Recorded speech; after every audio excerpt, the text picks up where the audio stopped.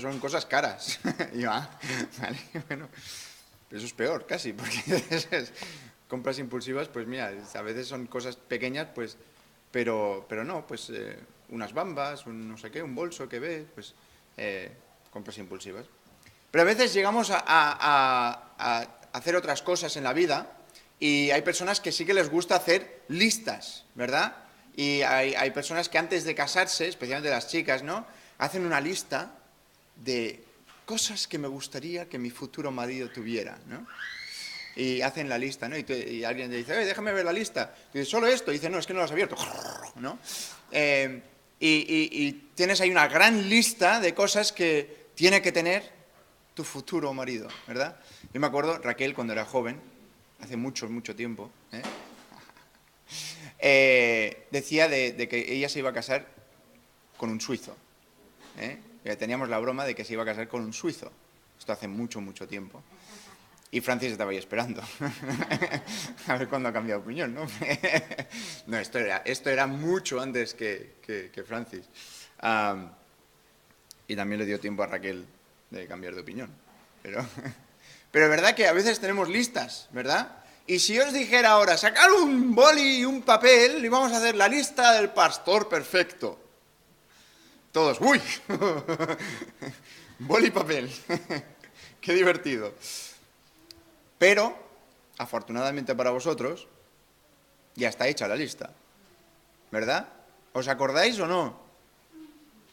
Ya casi no nos acordamos, ¿verdad? Porque esto es casi, nos remontamos a cuando Raquel decía lo del suizo, ¿verdad? No, tanto no, pero volvemos a Primera de Timoteo, que todavía no hemos acabado con el pobrecillo, la lista del pobrecillo pastor, del obispo. En Primera de Timoteo, capítulo 3. Mira que son pocos versículos, pero hacía tiempo que por alguna razón, por cualquier razón, pues no hemos continuado y no hemos acabado esto que teníamos pendiente y lo vamos a acabar hoy.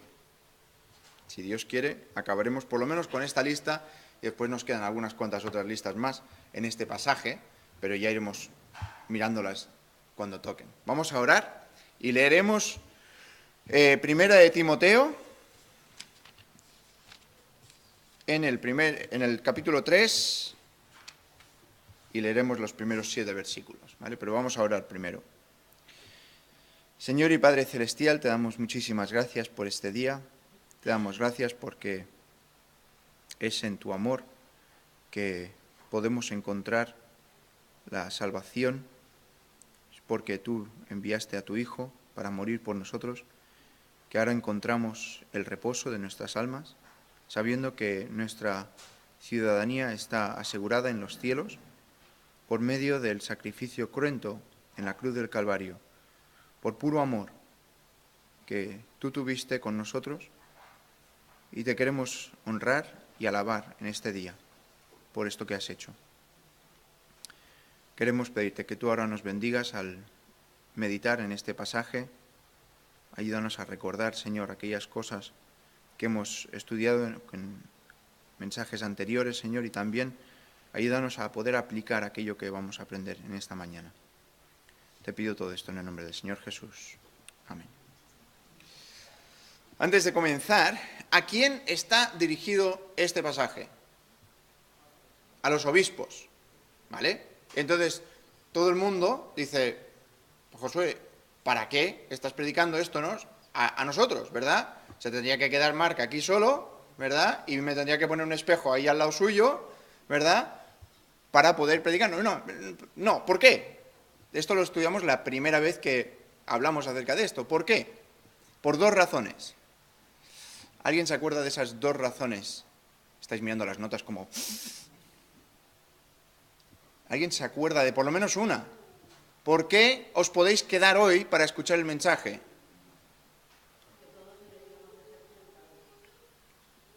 Vale, va por ahí, pero hay un versículo que nos ayuda un poquito mejor. Que va por ahí la cosa, Que los obispos, ¿qué tienen que ser? Tienen que ser ejemplos de la grey. Y si alguien es un ejemplo, es para que haga lo diferente. ¿verdad? No, lo mismo, lo mismo. Si alguien es un ejemplo, es para que haga lo mismo. Si yo digo, haz esto como lo hago yo, pues entonces estoy pidiendo que lo hagas como lo hago yo, ¿vale? No me estoy poniendo a mí mismo como ejemplo, simplemente estoy diciendo, si los obispos tienen que hacer esto, ¿qué tenemos que hacer los que no somos obispos? Seguir el mismo ejemplo, ¿vale? Y también hablamos como que el gran pastor de las ovejas, que es el Señor Jesucristo, vivió su vida ¿para qué? Para que también siguiéramos su ejemplo. Entonces ahí tenemos otra razón. Sí, es una lista específicamente para obispos, pero todos podemos aplicar cada una de estas cosas a nuestras vidas. Vamos a leer en el capítulo 3, versículo 1, vamos a leer hasta el 7, ¿vale? Vamos a leerlo, si tenéis vuestras Biblias, y vamos a leerlo aquí juntos. Dice, palabra fiel, si alguno anhela obispado, buena obra desea. Pero es necesario que el obispo sea irreprensible, marido de una sola mujer, sobrio, prudente, decoroso, hospedador, apto para enseñar, no dado al vino, no pendenciero, no codicioso de ganancias deshonestas, sino amable, apacible, no avaro, que gobierne bien su casa, que tenga a sus hijos en sujeción con toda honestidad, pues el que no sabe gobernar su propia casa, ¿cómo cuidará de la iglesia de Dios? No un neófito, no sea que envaneciéndose caiga en la condenación del diablo. También es necesario que tenga buen testimonio de los de afuera, para que no caiga en descrédito y en lazo del diablo. Entonces aquí vemos estas cosas. ¿Cuántas cosas dijimos que habían? 16. 16 cosas, que es una buena lista, ¿eh? Es una buena lista. Si estás buscando una buena lista, esto es una buena lista, ¿eh? Y tenemos cosas positivas y tenemos cosas que las presentan en un aspecto negativo. Las que presentan en aspecto negativo son las que empiezan por no, ¿vale? Por ejemplo, no pendenciero, no codicioso de ganancias deshonestas. Las positivas pues serían, por ejemplo, amable, apacible, ¿eh? Y ya hemos visto gran cantidad de estas cosas y hemos estado estudiando poquito a poco todas estas cosas. Y ahora llegamos al versículo 4.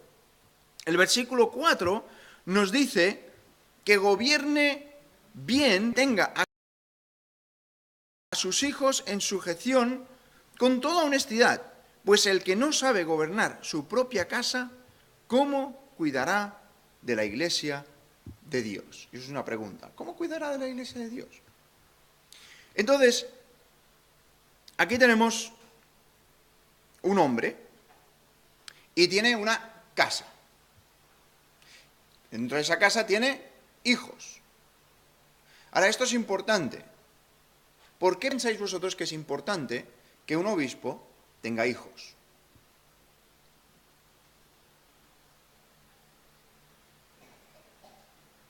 Bueno, vamos a intentar eso otra vez, ¿vale? Venga, va. ¿Por qué pensáis vosotros que es importante que el obispo tenga hijos?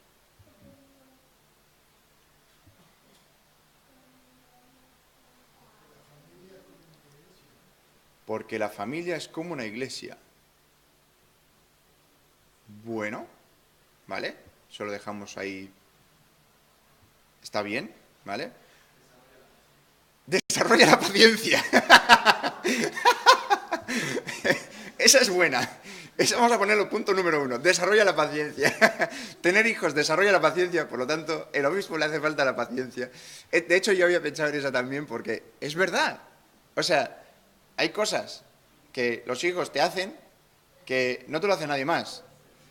Y desarrolla la paciencia, especialmente cuando son pequeños, que prueban los límites de toda tu vida. Y eso es algo que al obispo le va a hacer falta, ¿verdad? Yo estaba pensando en cómo Dios nos llama. ¿Cuál es el estatus que Dios nos da cuando creemos en Él? Cuando en arrepentimiento y en fe nos acercamos a Él, ¿cuál es el estatus que Él nos otorga? ¿Cuál es? Es el de hijos. Es el de hijos. Y todo lo que hablamos en la Biblia, cuando hablamos acerca de nuestra relación con Dios, tiene que ver con Él siendo padre y nosotros siendo hijos. Y esa relación debe conocerse. Debe conocerse tanto por parte de hijo como por parte de padre. Tenemos una segunda razón, aparte de la de paciencia, que es muy buena, y aparte de lo que nos dice acerca de nuestra relación con Dios, tenemos también el aspecto de que el propósito del matrimonio, ¿cuál es? Es tener hijos. ¿Vale? Es tener hijos. El propósito final, último, más grande, ordenado por Dios, ¿cuál es? Es tener hijos. Es que esto no es muy difícil de probar, ¿vale? O sea, vas a Génesis y dices, Adán, Eva, salen del huerto, ¿y qué les dice?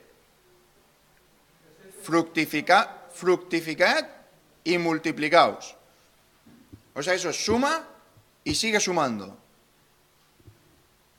Ten hijos. De hecho, hace ya un poco de tiempo, pero escuché a alguien decir que él no recomendaba a ninguna pareja casarse que no estuvieran dispuestos a inmediatamente empezar a tener hijos, que no eran suficientemente maduros. Eso es un poco tajante, ¿verdad? Pero hoy en día, ¿qué es lo que pasa hoy en día? Bueno, si tengo hijos, ya veremos cuándo los tengo. Ya veremos, porque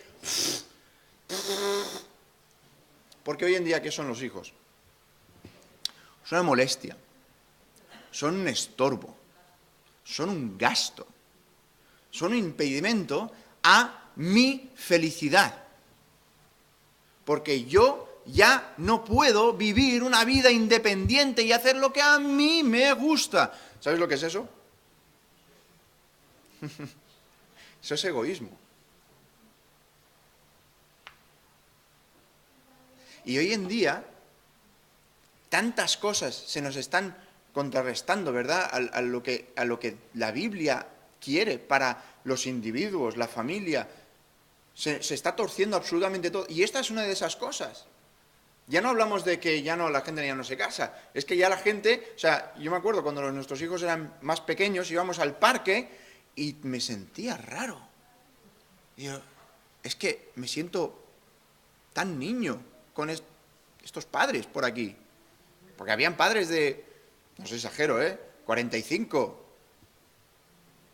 Y estos padres eran divertidísimos. Me acuerdo especialmente uno, es que era, si hubiera tenido el móvil, lo habría filmado.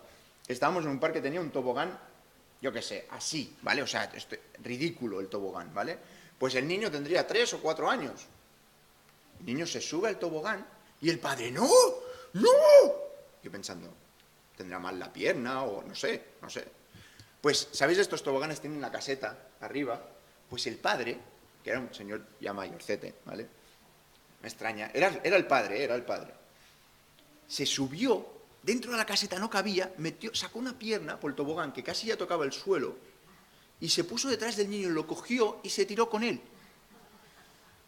Pensé, pobre niño. Y pobres padres, porque, a ver, no le va a pasar nada, ¿verdad? Pero ¿qué es lo que pasa? Que si tienes hijos, aprendes ciertas cosas. Si tienes hijos, como ha dicho bien Óscar, aprendes la paciencia, pero aprendes... ¿Qué más aprendes con los hijos? ¿Aprendes ¿Cómo? A ser un líder espiritual. ¿Qué más aprendes? A servir. Aprendes a ser humilde. Quizás lo aprendes más, porque ya quizás lo eres un poco, pero te das cuenta de cuánto más te falta. Ves tus errores, ¿verdad? Porque muchas veces nuestros hijos multiplican lo que nosotros hacemos y dices, ¿cómo es posible que todo lo bueno que yo estoy haciendo y va y aprende lo malo? Quizás es porque es más evidente de lo que nos damos cuenta, muchas veces. Y también hay que decir que los niños también son pecadores, ¿vale? Y aprenden el pecado rápidamente. y lo tienen dentro suyo, así que también hay que tener eso en cuenta. Pero cuando eres padre y cuando eres madre, te das cuenta de tantas cosas que antes no te dabas cuenta acerca de ellos.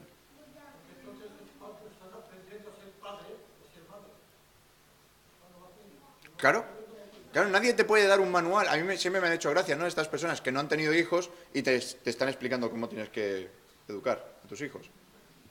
Ya hablaremos, ¿eh? Ya hablaremos. Que algunos seguro que tendrán una buena idea, pero es muy diferente. Y aquí entonces está diciendo, y ojo, ojo, ¿cuántos versículos hemos mirado hasta ahora? O sea, hasta ahora hemos llegado al 1, al 2 y al 3. Y hemos visto, ¿cuántas cosas? 13. 13 cosas. En 3 versículos. E incluso podríamos decir que es 2, porque el 1 no cuenta. En 2 versículos hemos visto ¿cuántas cosas? 13.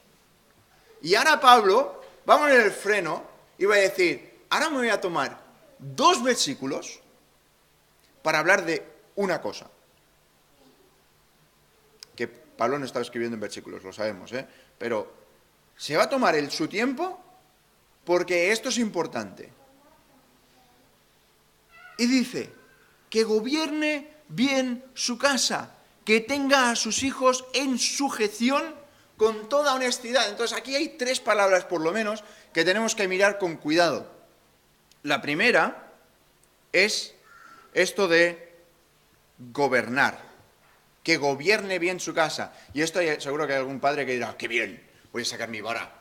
¡Pum, pum! El padre que gobierna. ¿Eh? ¿De qué está hablando aquí? ¿De qué está hablando? Génesis ha levantado la mano así. ¿De qué está hablando cuando dice que un padre gobierna su casa? Claro, nosotros tenemos gobernadores, ¿verdad? Desafortunadamente. Por desgracia, ¿no? Tenemos gobernadores que nos gobiernan y ¿qué hacen? Pues hacen leyes y pasan el tiempo, gastan nuestro dinero, etcétera, etcétera, ¿no? Y entonces, pero un padre que dice que gobierna, pues obviamente vamos a ir un momentito y vamos a mirar qué es esto de gobernar. Pues es la palabra proistamenon. Proistamenon. Tiene la palabra pro, que quiere decir antes de, y histerion, que es estar de pie. ¿Vale? Tienes antes de, estar de pie. Ahora, ¿qué quiere decir eso? ¿Estar pie delante o estar pie antes de? Estar en pie antes de. Hacer algo antes de. Estar en el lugar antes de. ¿Eso qué es? Es hacerlo tú mismo antes de pedir a otro que lo haga.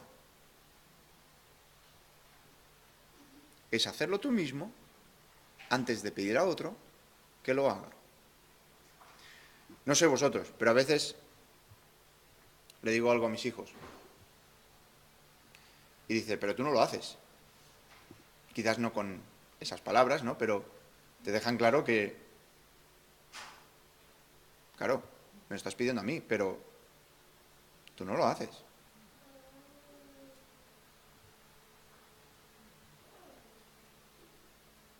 Y es verdad que nosotros no podemos pedir más allá, ¿verdad? ¿Cómo le puedo pedir yo a alguien algo que yo no estoy dispuesto a hacer? Es como, ¿quién quiere hacerse voluntario para hacer esto? Venga, tú y tú. Si estás buscando voluntarios, levanta tú la mano, ¿no? ¿Veis por dónde va la cosa aquí? Está diciendo que tenemos que ser modelos. Que no podemos decir, ¿sabes qué? Tendrías que... Y yo desde aquí, desde mi trono paternal, te voy a explicar. cuando en realidad no es así. Está hablando no de alguien que dirige, sino que de alguien que por su ejemplo hacen que los demás se vean influenciados y quieran seguir, que tengan ganas de hacer lo que está haciendo. Ahora, esta misma palabra sale 8 veces en el Nuevo Testamento. Vamos a ver algunas de ellas. Venid conmigo un segundito a Romanos. Dejar el dedo o el marcador ahí en 1 Timoteo, porque vamos a volver. Pero Romanos capítulo 12 y el versículo 8. Romanos 12, 8. ¿Alguien lo puede leer? Romanos 12, 8. El que exhorta en la exhortación, el que reparte con liberalidad. 12, 8. Sí. El que preside con solicitud, el que hace misericordia con alegría. ¿Vale? ¿Dónde está esta palabra? Dices, Josué, no me he traído el interlineal. El que preside. El que preside. El que preside, el que se muestra como un ejemplo, un modelo. ¿Con qué? Con solicitud. Porque si vas a ser de ministerio, hazlo con solicitud. No estés ahí arrastrando los pies para, venga, otra vez, tenemos que hacer esto. Hermanos, venga, a ver si os animáis ya. ¿Verdad que eso sería de gran ánimo, verdad? ¡Estupendo! Mira, Primera de Tesalonicenses. Primera de Tesalonicenses 5, versículo 12. Primera de Tesalonicenses 5, 12. ¿Alguien lo puede leer, por favor?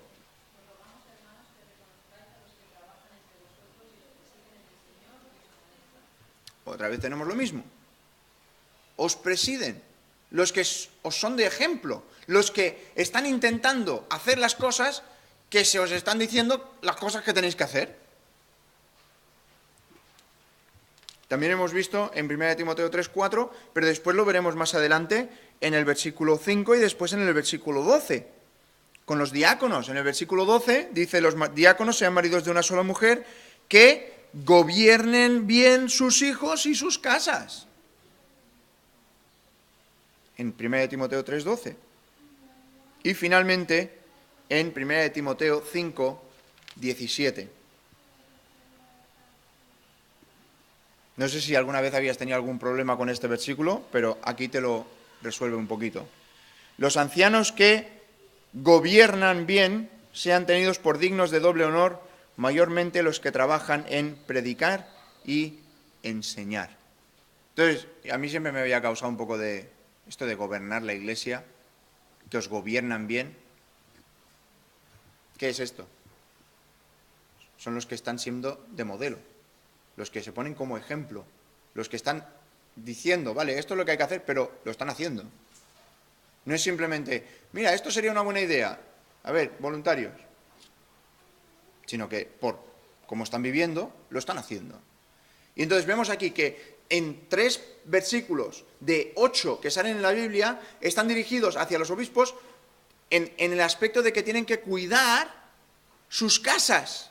Pero en los otros aspectos, en los otros versículos, en los 5 que quedan, está hablando acerca en la iglesia.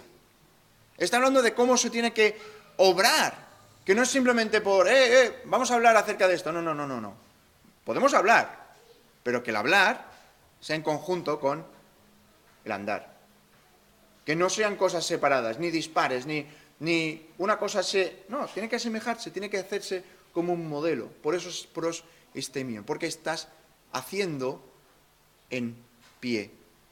Estás delante de, en ese lugar. Y entonces,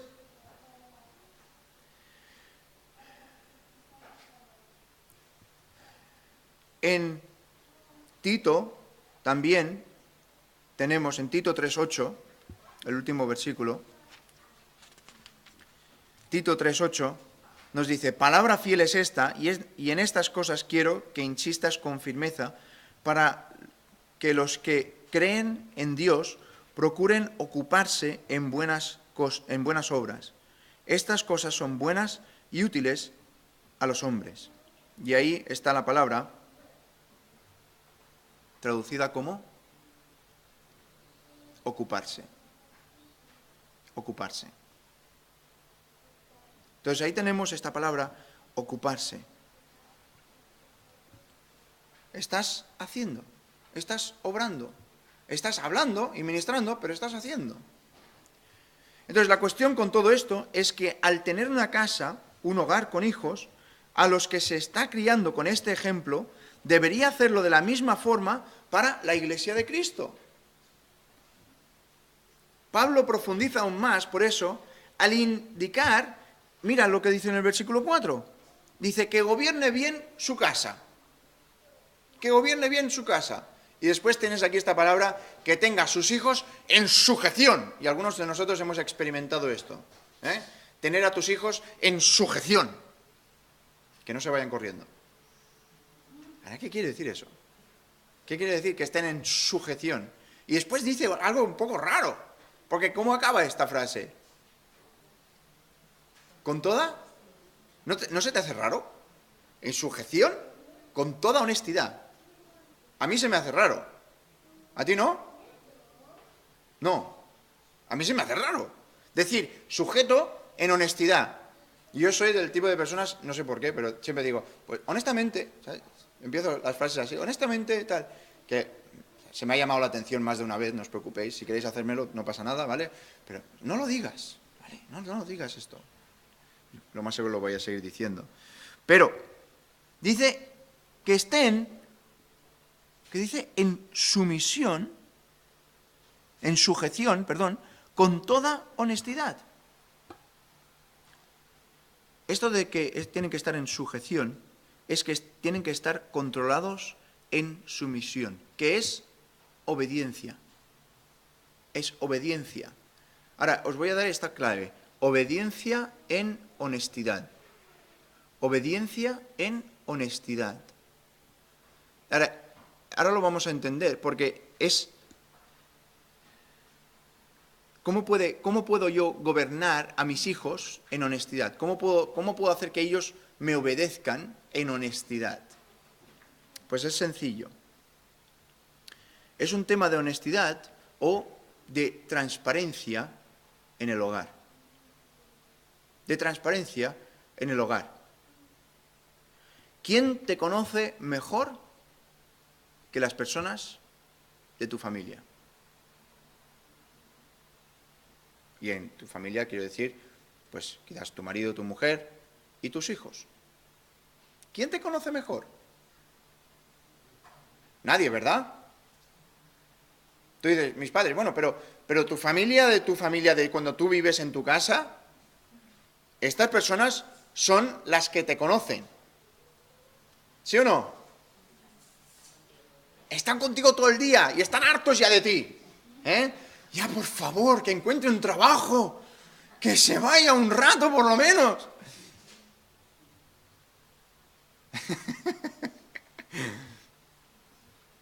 Pero son las personas que te conocen bien. Son las personas que cuando alguien dice, es que tu marido es un encanto. Y tú pensando, en inglés decimos, if you knew, si supieras. Es que tus hijos son tan obedientes. Ajá. ¿Tienes WhatsApp? Te mando un vídeo. Es que tu esposa habla tan bien de todo el mundo.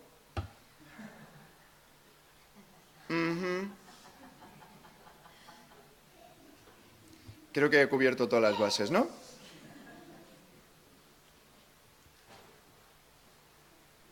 ¿Cómo de importante y cómo de sujetos son unos hijos que ven lo que su padre dice y lo que su padre hace? Y en eso ellos pueden obedecer, porque saben que es en toda honestidad, porque ven que no hay doblez, Que no hay lo que mi padre me dice que haga y lo que mi padre hace. Están sujetos con toda honestidad. Están sujetos porque saben que es verdad.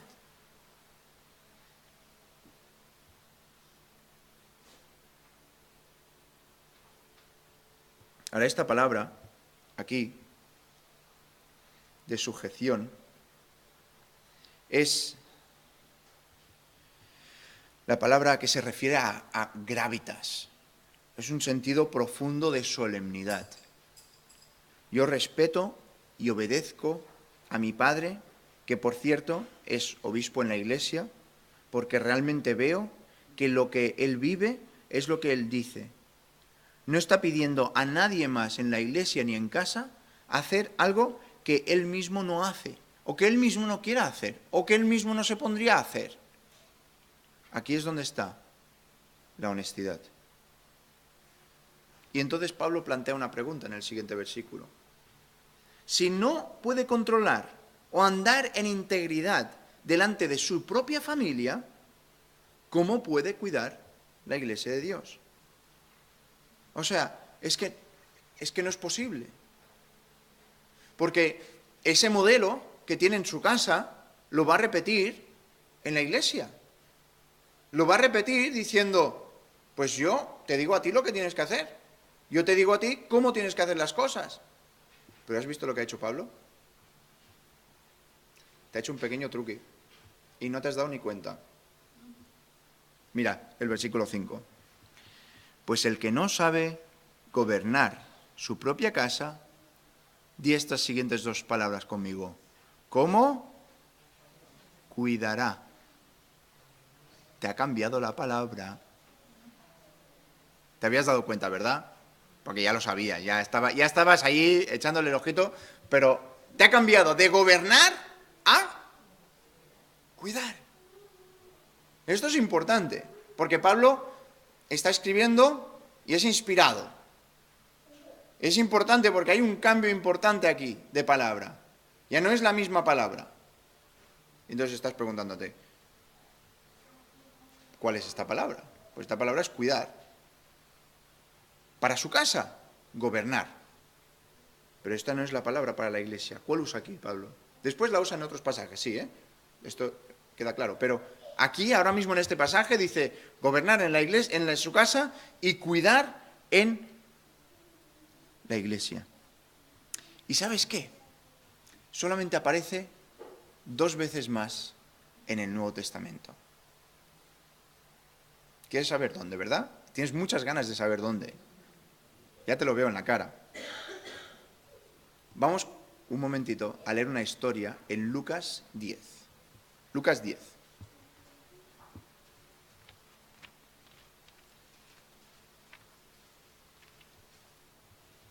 Ya sabéis esta historia, pero la quiero leer entera.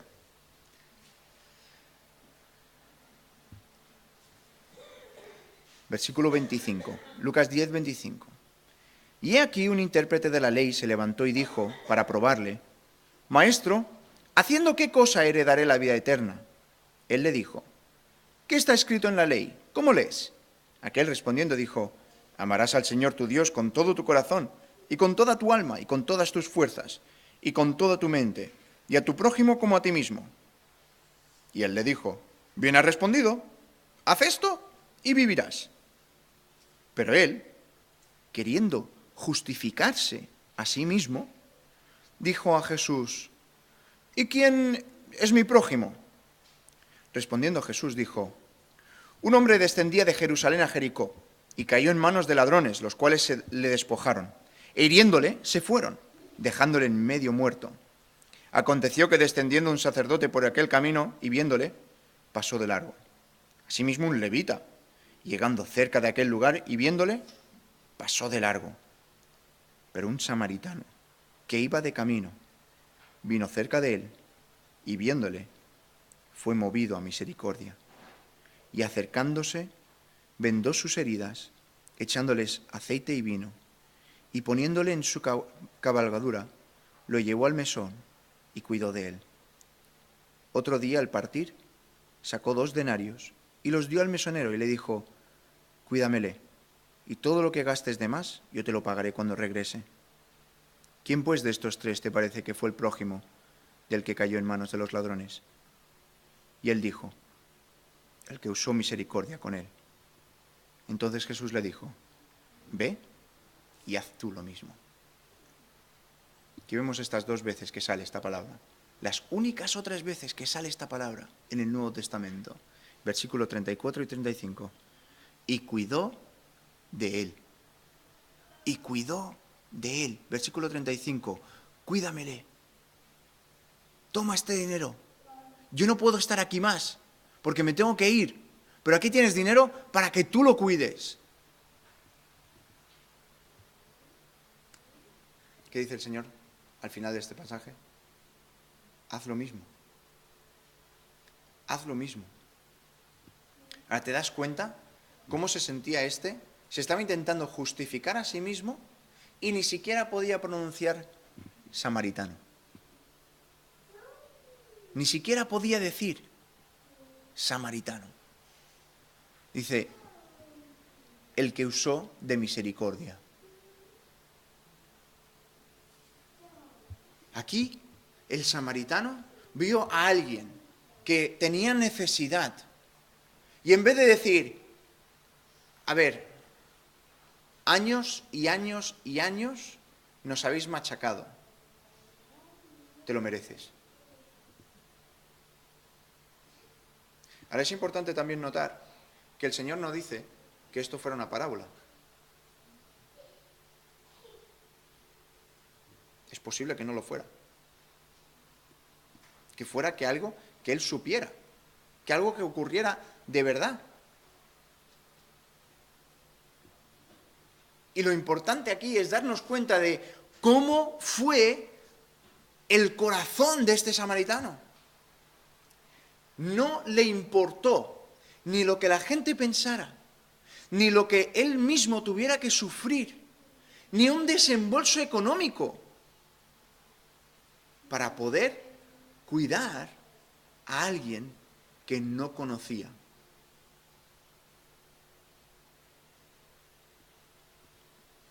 ¿Es maravilloso?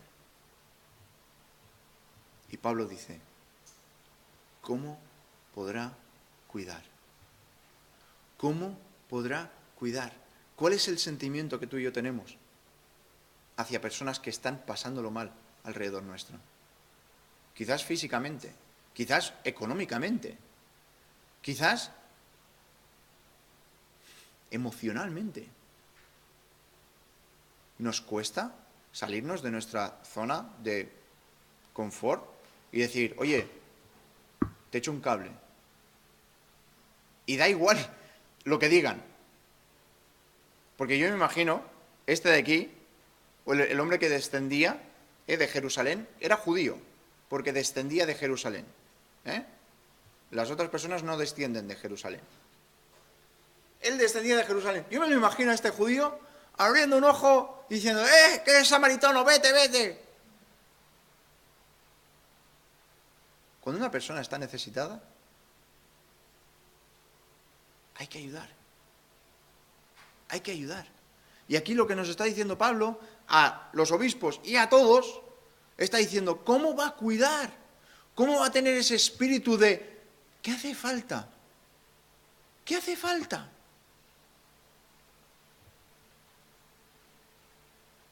Estos son cuidados intensivos.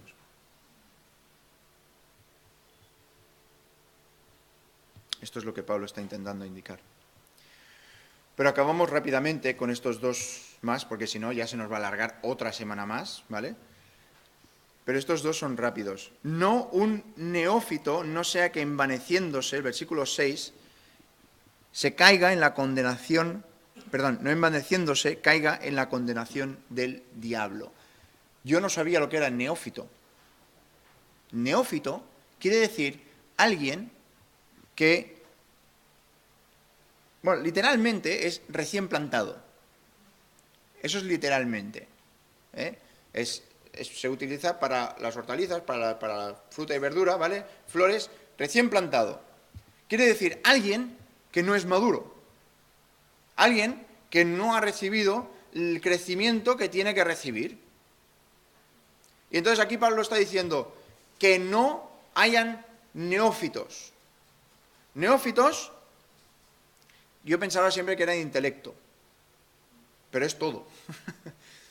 Es todo. Es alguien que no esté iniciándose. ¿Os acordáis? Hace un tiempo ya os puse el ejemplo de un paleta. Un paleta que ha estado 40 años trabajando de paleta.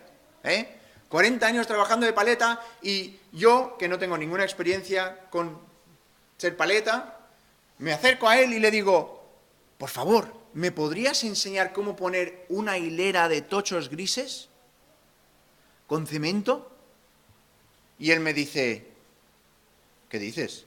No, búscate a alguien más, porque yo esto de los tochos del cemento no, a lo mejor te buscas a otra persona. Se nos haría raro, ¿verdad? Se nos haría raro, ¿o no?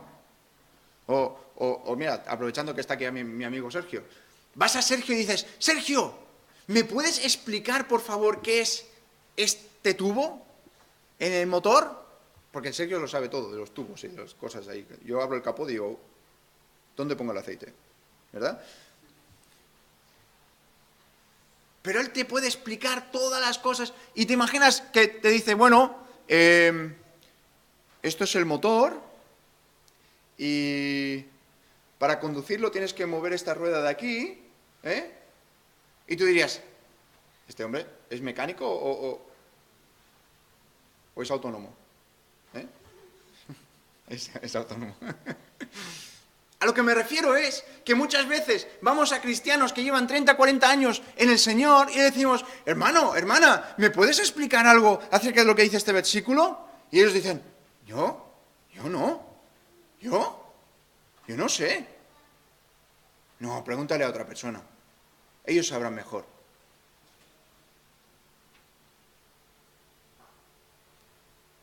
Y los que llevamos 20, no, ¿yo? ¿Cómo voy a hacer yo algo así? Si yo no sé. Pero no somos neófitos. Y si lo somos, no lo tendríamos que ser. Porque llevamos suficiente tiempo para tener ya unas buenas raíces, para estar ya creciditos, para ya estar dando fruto,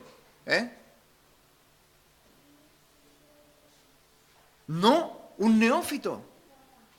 ¿Y qué es lo que le puede pasar al neófito? Algo que es contrario a lo que debería ser cada cristiano. La razón que Pablo da es sencilla. Se hincha. Literalmente tiene una nube dentro. Se hace raro, ¿verdad? Tiene una nube dentro. Está hinchado. Es arrogante. Es menospreciador. Es una persona altiva, pasota. ¿Tú me vas a enseñar a mí? ¿Tú? Tiene una ceguera moral que hace que su percepción disminuya aún más y no tenga discernimiento espiritual. Y en el punto último tenemos aquí que también es necesario que tenga un buen testimonio de los de afuera. Debe ser un hombre íntegro. Debe ser un hombre íntegro. Da igual si eres lo que sea, lo que hagas. Que las personas te conozcan con las de afuera. Está aquí hablando con las de afuera, con las personas que no son cristianas, con las personas que son las de afuera de la iglesia, las de afuera que no son creyentes. Que esas personas digan, ah, sí, yo le conozco. Uf, vaya personaje, No. Que se nos conozca. ¿Por qué? ¿Qué dice aquí? Que tenga buen testimonio. Que sepan que cuando tratan contigo, no van a salir mal parados. Que sepan que cuando tú les dices algo, es lo que va a pasar. Ahora, esto es básicamente en todas las relaciones que tenemos fuera de nuestras casas, fuera de la iglesia, a las personas que tú conoces en el súper. Te dan mal el cambio.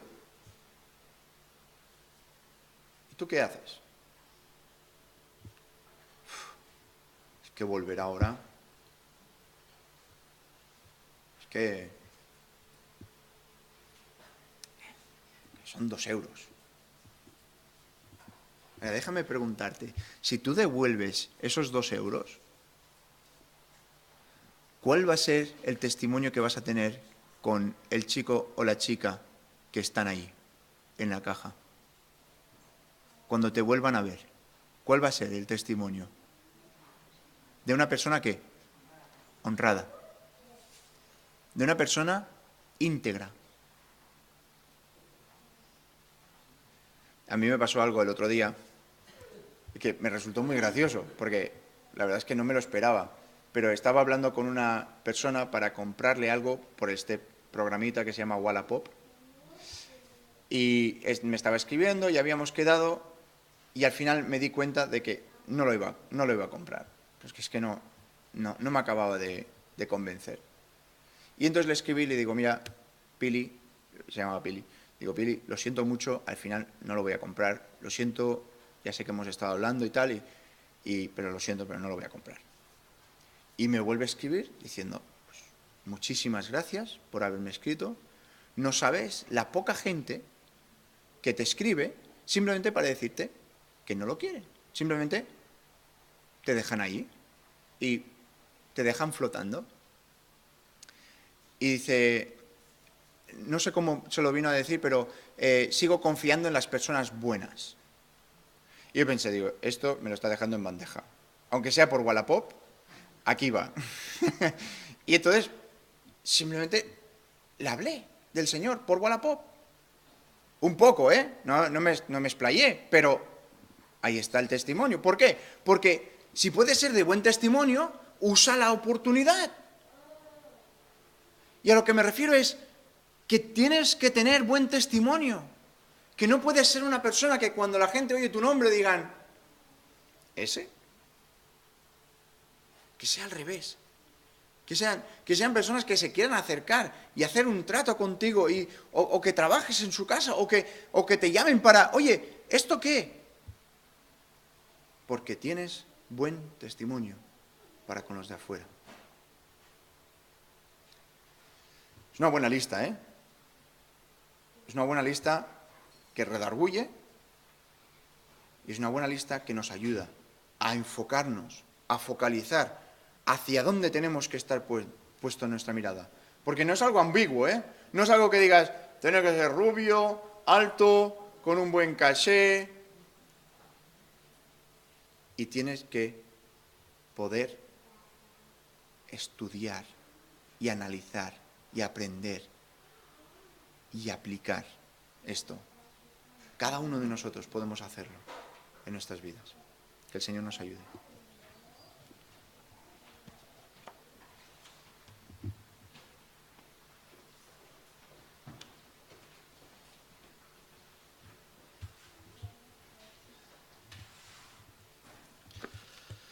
Damos gracias al Señor por su palabra en esta mañana.